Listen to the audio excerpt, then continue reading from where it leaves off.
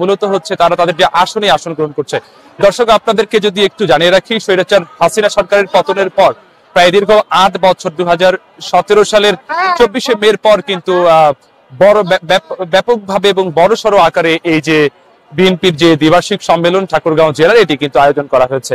এই সম্মেলনে সব মিলিয়ে ১২ জন মানুষ আসলে মনোনয়ন ফর্ম তুলেছিলেন, তার মধ্যে ১১ জন মানুষ মনোনয়ন ফর্ম জমা দিয়েছেন এবং একজন কিন্তু মনোনয়ন ফর্ম জমা দেন নাই। এর মধ্যে আপনাদেরকে আরো একটু জানিয়ে রাখি, বিএনপি মহাসচিব মির্জা ফখরুল ইসলাম আলমগীরের ছোট ভাই যিনি রয়েছেন মির্জা ফয়সাল আমিন, তিনি হচ্ছে মূলত একমাত্র সভাপতি পদে ফর্ম তুলেছেন এবং তিনি জমা দিয়েছেন। তিনি হচ্ছেন এখানে একমাত্র সভাপতি পদপ্রার্থী। অন্যদিকে সাধারণ সম্পাদক পদে ফর্ম তুলেছেন প্রায় ৪ জন।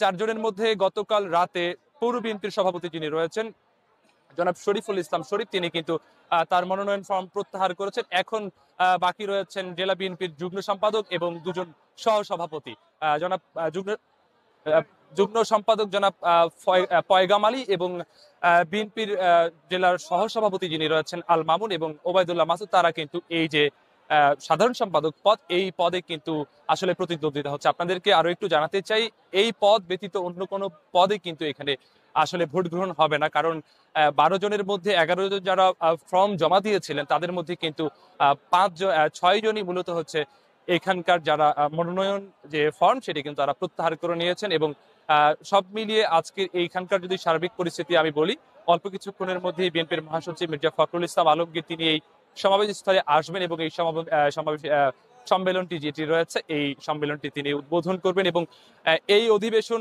শেষ হওয়ার পরই কিন্তু ঠিক দুপুরে মূলত হচ্ছে বিএনপির যে ভারপ্রাপ্ত চেয়ারম্যান রয়েছেন জনাব তারেক রহমান, তিনি ভার্চুয়ালি এখানে কথা বলবেন বলে আমরা জানতে পেরেছি। স্থানীয় নেতা কর্মীরা বলছেন যে উৎসাহ উদ্দীপনার মধ্য দিয়ে তারা আসলে তাদের যে নেতৃত্ব এই যোগ্য উত্তরসূরি আসলে তারা খুঁজে নেবেন। ৮০৮ কাউন্সিলর, জেলার ৫ উপজেলার প্রায় ৮০৮ কাউন্সিলর রয়েছে। এই ৮০৮ কাউন্সিলরের ভোটের মধ্য দিয়েই মূলত আজকে এই জায়গায় নির্বাচিত হবেন ঠাকুরগাঁও জেলা বিএনপির সাধারণ সম্পাদক।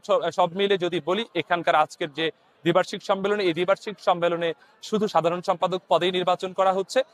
তো এই ছিল আমার কাছে ঠাকুরগাঁও সরকারি বালক উচ্চ বিদ্যালয় বড় মাঠ থেকে ঠাকুরগাঁও জেলা বিএনপির যে দ্বিবার্ষিক সম্মেলন, এই দ্বিবার্ষিক সম্মেলনের সবশেষ পরিস্থিতি।